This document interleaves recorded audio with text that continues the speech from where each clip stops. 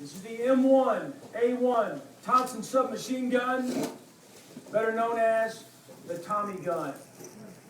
Now the Tommy gun first gained its notoriety not through military use, but through criminal activity during Prohibition. The Tommy gun is 33 inches in length, weighs in at 11 pounds when loaded, fires a .45 caliber round, and is magazine fed.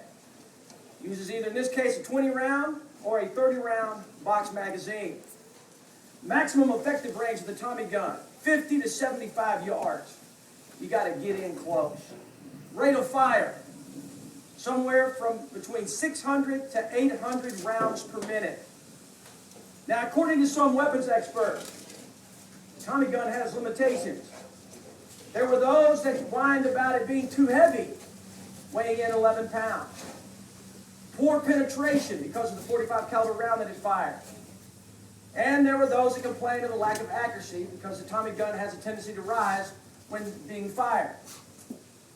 But to the Marines and the soldiers that used the Tommy gun, they saw no weaknesses.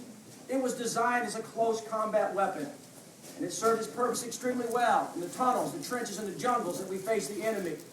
I'm now going to demonstrate the firing of the Tommy gun.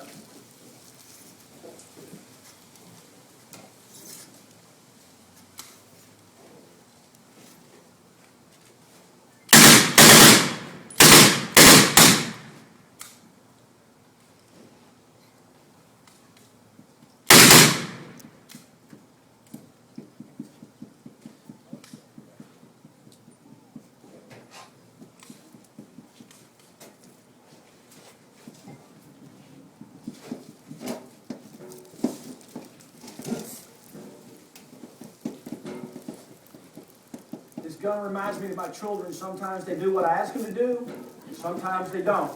Ladies and gentlemen, the Tommy gun.